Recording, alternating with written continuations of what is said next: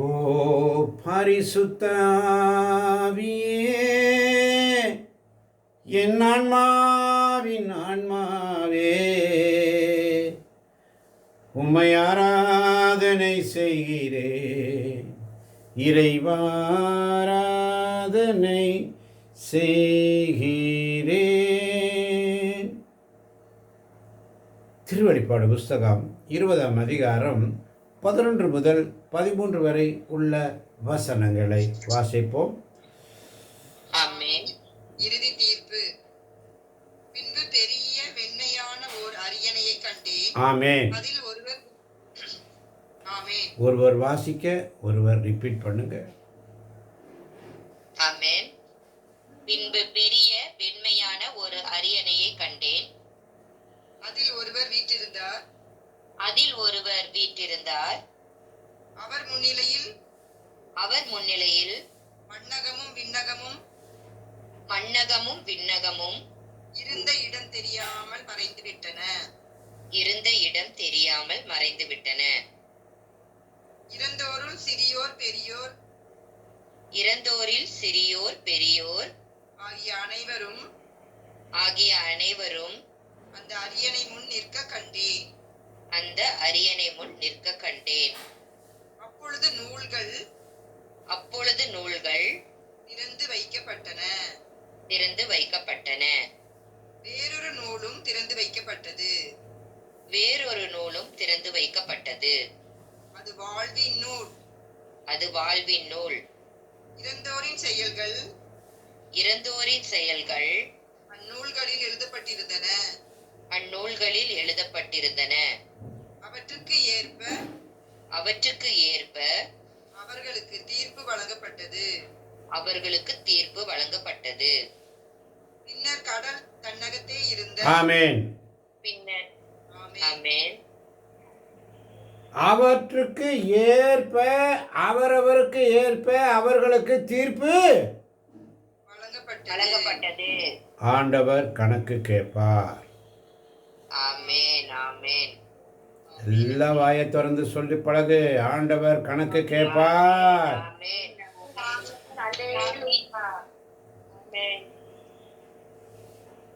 அவர் முன்னிலையில் மண்ணகமும் விண்ணகமும் இருந்த இடம் தெரியாமல் மறைந்து விட்டது. இறந்தோருள் சிறியோர் பெரியோர் ஆகிய அனைவரும் அரியணையின் முன் நிற்க கண்டேன். யாரெல்லாம்?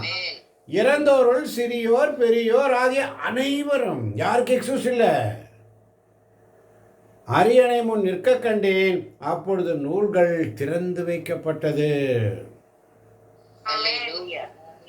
வேறு நூலும் திறந்து வைக்கப்பட்டது. அது வாழ்வின் நூல். இறந்தோரின் செயல்கள் அந்த நூலில் எழுதப்பட்டிருந்தன. அல்லேலூயா. அதனாலதான் 22ஆம் அதிகாரம் 11ஆம் வசனம் என்ன சொல்லுகிறது? இதோ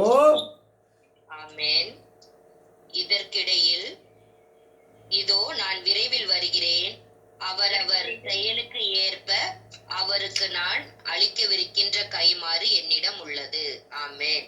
ஒருவர் வாசிக்க பொறுமையோடு நிதானமாக, ஒருவர் வாசிக்க மற்றவர் அதை ரிப்பீட் பண்ணுங்க, இன்னும் தெளிவாக இருக்கும். ஆமென். இதோ நான் விரைவில் வருகிறேன். அவரவர் செயலுக்கு ஏற்ப அவரவருக்கு நான் அளிக்கவிருக்கின்ற கைமாறு என்னிடம் உள்ளது. ஆமென். ஆமென். இதோ காலம் நெருங்கிவிட்டது. இதற்கிடையே தீங்கு புரிவோர் தீங்கு புரிந்து கொண்டே இருக்கட்டும்.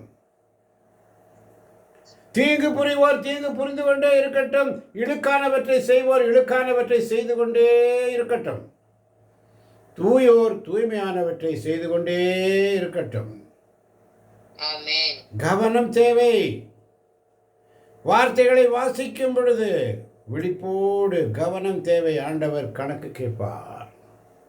ஆமென். அல்லேலூயா. இதோ காலம் நெருங்கிவிட்டது, இதற்கிடையே தீங்கு புரிவோர் தீங்கு புரிந்து கொண்டே இருக்கட்டும், இழுக்கானவற்றை செய்வோர் இழுக்கானவற்றை செய்து கொண்டே இருக்கட்டும், தூயோர் தூய்மையானவற்றை செய்து கொண்டே இருக்கட்டும், நான் விரைவில் வருகிறேன். உள்ளத்தின் கதவை தட்டுகிறேன், மகனே மகளே நீ வருவாயோ, என் குரலை கேட்டு திறவாயோ. ஆனதான் சங்கீதம் 96:13 சொல்லுகிறது, ஏனெனில் அவர் வருகின்றார், மண்ணுலகிற்கு நீதி தீர்ப்பு வழங்க வருகின்றார், நிலவுலகை நீதியுடனும் மக்களினங்களை உண்மையுடனும் அவர் தீர்ப்பிடுவார், கணக்கு கேட்பார். அப்ப சங்கீதம் 98:9 என்ன சொல்லுகிறது? ஆண்டவர் முன்னிலையில்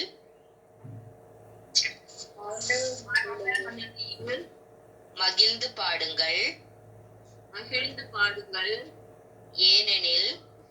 ஏனெனில் அவர் உலகுக்கு நீதி வழங்க வருகின்றார்,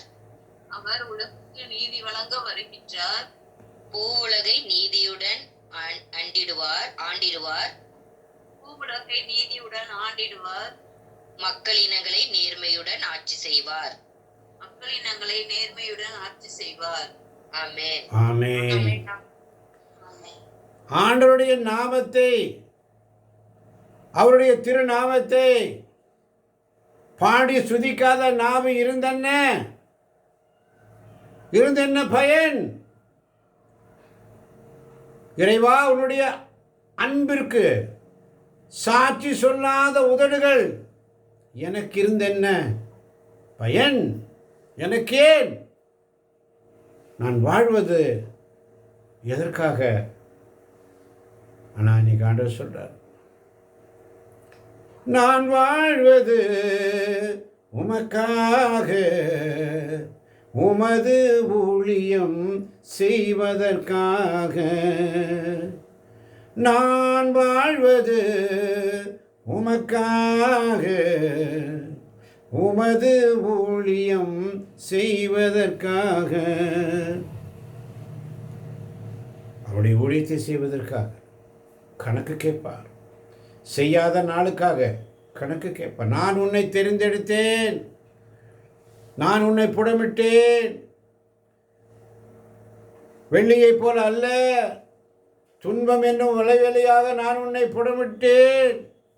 நீ எனக்குரியவள், நீ எனக்குரியவன், என் மாட்சியை நான் எவருக்கும் விட்டுக்கொடேன். சபையோடார் 5:15 சொல்லுகிறது, மனிதர் தாயின் வயிற்றிலிருந்து வெற்றுடம்போடு வருகின்றார், வருவது போலவே இவ்வுலகை விட்டு போகின்றார். அவர் தம் உழைப்பினால் ஈட்டும் பயன் எதையும் தம்மோடு எடுத்து செல்வதில்லை.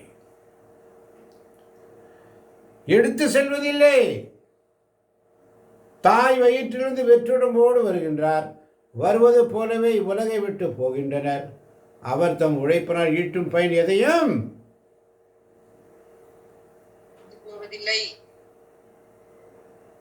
தம்மோடு எடுத்து செல்வதில்லை. உண்மையாயிரு, ஆண்டவர் முன்னிலையில் உண்மையாயிரு. ஒரு செகண்ட் மிஸ் ஆட்டினா அடிப்பாதாளம் தான், சரிக்கு விழுந்துட்ட. எங்கே நீ எங்கே இருக்கிறாய்? ஆதாமை பார்த்து கேட்கிறார், நீ எங்கே இருக்கிறாய்? கணக்கு கேட்பார், கணக்கு கேட்பார். சபையாளர் 3ஆம் அதிகாரத்தில் வாசிக்கும் பொழுது, ஒவ்வொன்றிற்கும் ஒரு நேரம் உண்டு, காலம் உண்டு. உலகில் நடக்கும் ஒவ்வொரு நிகழ்ச்சிக்கும் ஒரு காலம் உண்டு. ஆண்டவர் கணக்கு கேட்பார். ஆண்டவருடைய பிரசன்னத்தை விட்டுட்டு ஏமாத்தி போகாதே, அவரை ஏமாற்றணும்னு நினைக்காத, அழிந்து போவாய். அல்லேலூயா, அழிந்து போவாய். கணக்கு கேட்பார். இறந்தோருள் சிறியோர் பெரியோர் ஆகிய அனைவரும் அரியணை முன் நிற்க கண்டேன். யோவானுக்கு அருளப்பட்ட அந்த திருவெளிப்பாடுல பார்க்குறாரு. அப்படியே பாருங்க, நீங்கள் பாருங்க, நான் பார்க்குறேன், நான் அங்கே நிற்பேன். ஆதாமேவாள் நின்னது போல நிற்பமா? நிர்வாணமாக நிற்கிறோம். பாவம் செய்யும் பொழுதெல்லாம் நாம் நிர்வாணமாக நிற்கிறோம். கூனி குறுகி நிற்போம். இந்த தவ காலத்தில் ஆண்டவர் மிகவும் கடுமையான வசனங்களை நமக்கு கொடுக்கிறார். புரிஞ்சுக்கோ. அவருடைய பிரசன்னத்தை விட்டு ஒரு செகண்ட் நீ விலகி போயிட்டீங்கன்னா அடி பாதாளத்தில் போய் தள்ளப்படுவாய். விண்ணலகத்தில் போராட்டம் நடந்துச்சு. லூசிபர் அழகு, நான் ரொம்ப அழகு, நான் எல்லாத்துக்கும் முன்னாடி நிற்கிறேன், நான் ஆண்டவர் சமூகத்தில் மேலே நிற்கிறேன், நான் எல்லாம் முதல்ல செய்கிறேன், ஆண்டவரை சுதிக்கிறேன், இப்போ நான் எதுக்கு ஆண்டவரை சுதிக்கணும் என்று சொல்லி அகங்காரம் கொண்ட லூசி பிசாசு பாதாளத்தில் தள்ளப்பட்டான். அக்கினியில் அவன் வெயிட் பண்ணுற ஆண்டவர் அவருடைய தீர்ப்பு நாள் வரை அதை விட்டு வைத்திருக்கிறார். அல்லேலூயா. அகங்காரம் அகங்காரம் நமக்குள்ள வரக்கூடாது. அகங்காரத்தை மூட்டை கட்டி போட்டுரு. அதனால தான் இறந்தோருள் சிறியோர் பெரியோர் ஆகிய அனைவரும் அரியணை முன் நிற்க கண்டேன். அப்போது நூல்கள் திறந்து வைக்கப்பட்டது, வேறொரு நூலும் திறந்து வைக்கப்பட்டது. அது வாழ்வின் நூல். வாழ்வின் நூல். இறந்தோரின் செயல்கள் அந்நூலில் எழுத, நம்ம செய்கிற ஒவ்வொரு செயலுக்கும் அவருடைய புக்கில் ரெக்கார்ட் ஆகிட்டே இருக்கும். ஒவ்வொரு காரியமும் இன்னைக்கு இன்னைக்கு இன்னைக்கு இன்னைக்கு இன்னைக்கு இன்னைக்கு நேற்று நேற்று நேற்று. அப்போ அவருடைய புக்கு எவ்வளோ பெருசாக இருக்கும். தொடக்க நூல் முதல் திருவேலைப்பாடு வரை மனமாறு மன்னிப்பு, மனமாறு மன்னிப்பு. இதை குறித்து தான் எல்லா இடத்திலும் வருகிறது. மனமாற்றம் மன்னிப்பு, மனமாற்றம் மன்னிப்பு, மனமாற்றம் மன்னிப்பு, இறுதி நாள் தீர்ப்பு. அதுக்காக தான் நம்மளுடைய பயணம் போய்கொண்டிருக்கிறது அன்பார்ந்தவர்களே. அதனால தான் அந்த தாளந்து உவமையை பார்க்கும்போது மிக அழகாக சொல்லப்பட்டிருக்கிறது. 5 தாளந்து கொடுத்தவன் 10 உண்டாக்குறான், 2 கொடுத்தவன் 4, ஒருத்தன் கொடுத்தவன் 1 வாங்கினவன் என்ன பண்ணான்? மூட்டை கட்டி உள்ள வச்சுட்டான். ஆண்டவர் வந்து கணக்கு கேட்டார். அதனால தான் எபிரியர் 9ஆம் அதிகாரம் 28ஆம் வசனம் மிக மிக அழகாக சொல்லுகிறது. இயேசு கிறிஸ்து பலரின் பாவங்களை போக்கும் பொருட்டு ஒரே முறை தம்மை பலியாக கொடுத்தார். அவர் மீண்டும் ஒரு முறை தோன்றுவார், ஆனால் பாவத்தின் பொருட்டல்ல, தமக்காக காத்திருப்பவர்களுக்கு மீட்பு அருளும் பொருட்டே தோன்றுவார். அவர் கணக்கு கேட்பார். அவர் கணக்கு கேட்பார். இயேசு கிறிஸ்து பலரின் பாவங்களை சிலுவை பார்த்து டெய்லி பக்தியாக சொல்கிறோம். நிறைய தீர்மானங்கள், நல்ல முயற்சி எல்லாம் எடுக்கிறோம். ஒரே ஒரு முறை தம்மை பலியாக கொடுத்தார், முடிஞ்சிருச்சு. அதை நாம் நினைவு கூறுகிறோம். நம்ம அந்த சிலுவை பாதை மூலமாக என்ன ஒரு வாழ்க்கைக்கு தேவையான ஒரு முடிவு எடுக்கிறோம் என்பது தான் இன்றைய நாளின் சிந்தனை மிக அழகாக சொல்லப்பட்டது. அவர் மீண்டும் ஒரு முறை தோன்றுவார், ஆனால் நம்முடைய பாவத்தின் பொருட்டல்ல, தமக்காக காத்திருப்பவர்களுக்கு மீட்பு அருளும் பொருட்டே தோன்றுவார். நான் செய்ய வேண்டியது என்ன என்பதை தியானிக்கலாமா? அல்லேலூயா. எபிரேயருக்கு எழுதிய திருமுகம் 10ஆம் அதிகாரம் 22ஆம் வசனம். எபிரேயர் 10:22. வேகமாய் ஒருவர் வாசிக்க ஒருவர் ரிப்பீட் பண்ணுங்க. ஆமென். ஆதலால் தீய மனச்சான்றிலிருந்து விடுவிக்கப்பட்ட உள்ளமும் தூய நீரில்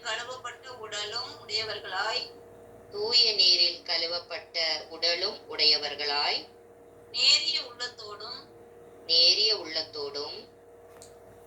மிகு உறுதியான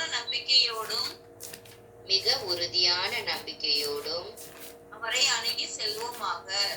அவரை அணுகி செல்வோமாக. ஆமென். தீய மனசான்றிலிருந்து விடுவிக்கப்பட்ட உள்ளம் வேண்டும் என்று ஆண்டவரிடத்தில் ஜெபிக்கணும்.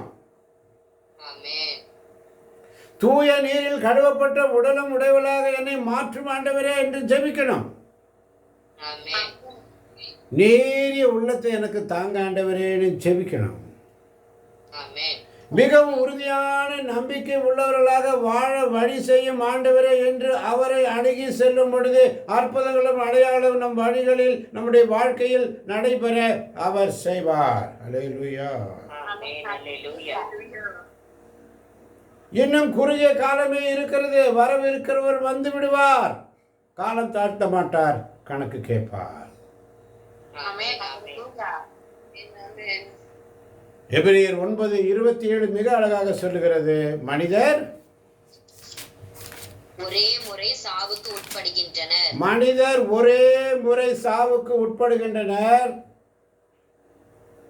பின்னர் இறுதி தீர்ப்பு வருகிறது. பின்னர் இறுதி தீர்ப்பு வருகிறது. அல்லேலூயா. அல்லேலூயா. ஒரு முறை தான் இறுதி தீர்ப்பு. இரண்டாம் சாவு அங்க இருக்குது, இரண்டாம் சாவு.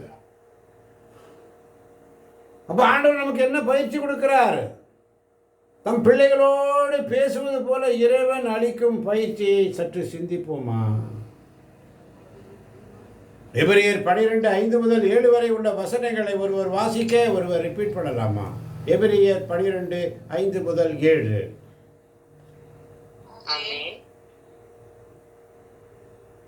நம் பிள்ளைகளிடம் பேசுவது போல் தம் பிள்ளைகளிடம் பேசுவது போல் இறைவன் உங்களுக்கு தந்த பின்வரும் அறிவுரையை நீங்கள் மறந்துவிட்டீர்கள். பிள்ளாய்,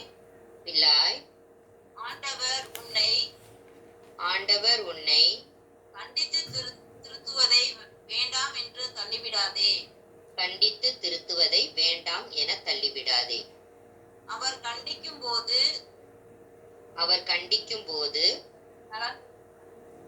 தளர்ந்து போகாதே. தந்தை தாம் ஏற்றுக்கொண்ட மக்களை தண்டிக்கிறார். ஆண்டவர் தாம் யாரிடம் அன்பு கொண்டிருக்கிறாரோ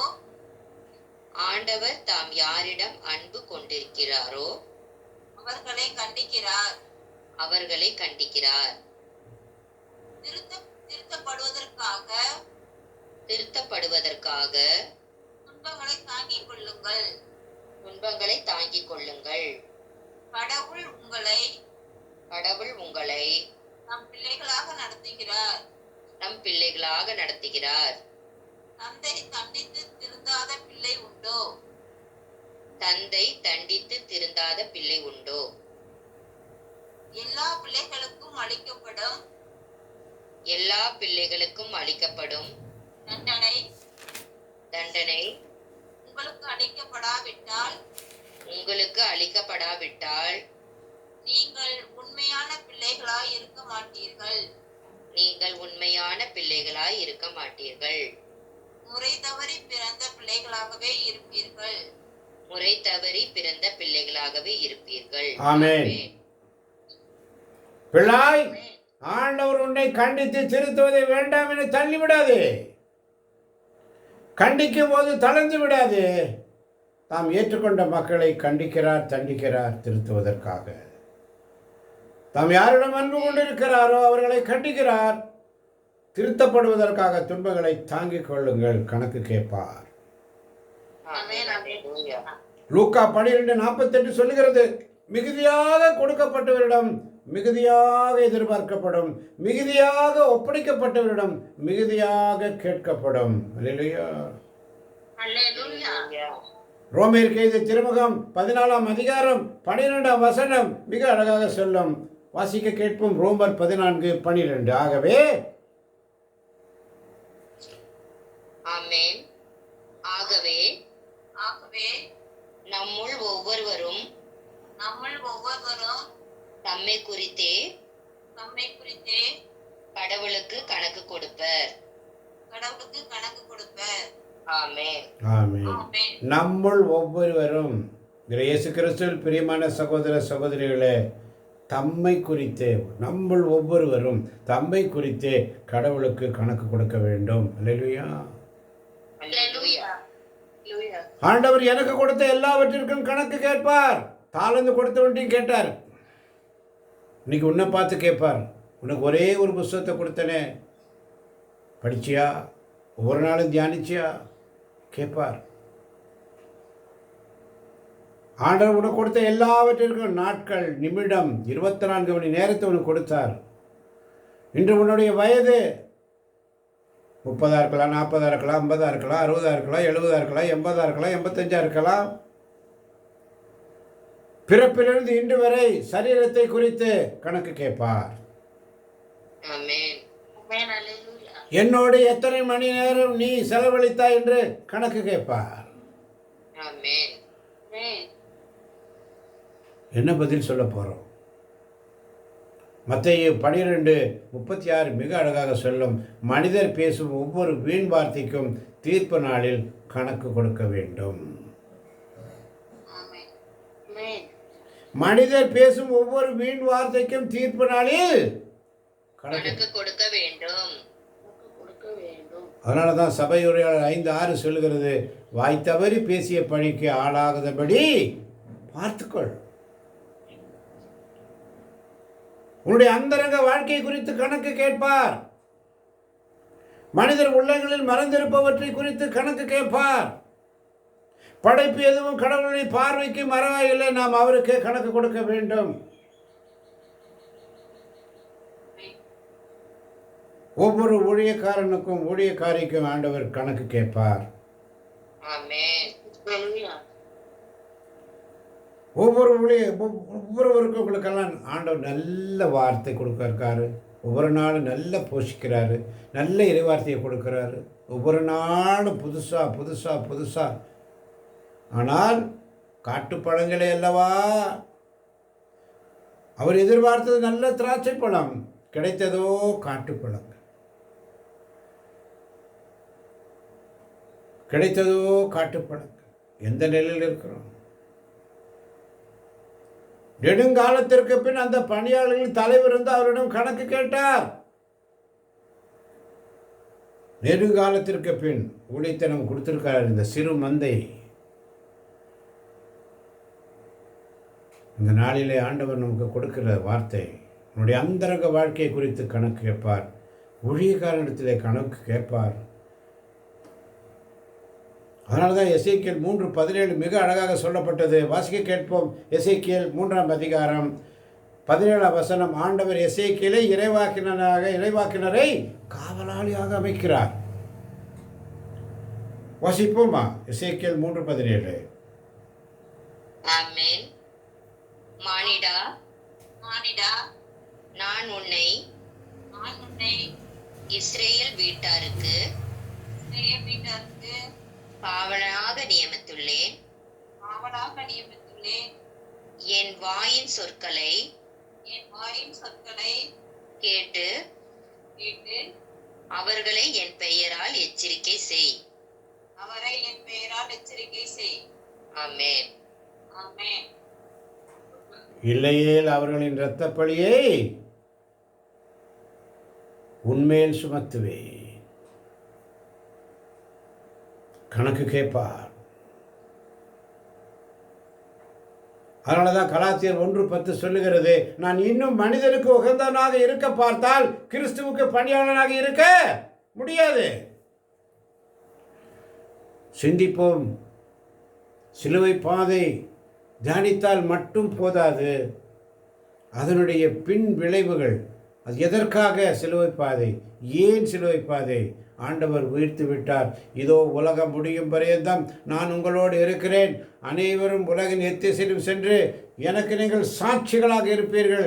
ஆண்டுடைய வார்த்தையை எடுத்து சொல்லக்கூடிய பிள்ளைகளாக நம்மை ஆண்டவர் ஒவ்வொரு நாளும் பயன்படுத்தி குறைகளை எல்லாம் செதுக்கி புதிய ஒரு சிற்பமாக, புதிய ஒரு படைப்பாக நம்மை ஒவ்வொரு நாளும் மாற்றிக்கொண்டிருக்கிறார். எனவே ஆண்டவர் உன்னிடம் என்னிடமும் கணக்கு கேட்பார். அல்லேலூயா அல்லேலூயா. என்ற சிந்தனையோடு தீய மனசாற்றிலிருந்து விடுவிக்கப்பட்ட உள்ளம் வேண்டும் என்று கேட்போம். தூய நீரில் கழுவப்பட்ட உடலும் உடையவர்களாக வேண்டும் என்னை மாற்றும் ஆண்டவரே என்று கேட்போம். நீரிய உள்ளத்தை எனக்கு தாங்கப்பான்னு கேட்போம். மிருதியான நம்பிக்கை உள்ளவர்களாக எங்களை வாழ வழி செய்யும் ஆண்டவரே என்று கேட்போம். ஆண்டவர் நம்மை பராமரிக்கிற தேவன், கைவிடாத தேவன், கரம் பிடித்து நடத்துகிற தேவன், வழி நடத்துகிற தேவன். உன்னையும் உன் பிள்ளைகளையும் இதை கேட்கப் போகின்ற கேட்டுக்கொண்டிருக்கின்ற ஒவ்வொரு பிள்ளைகளையும் தேவன் நிறைவாக ஆசீர்வதிப்பாராக. ஆமேன், ஆமேன், ஆமேன்.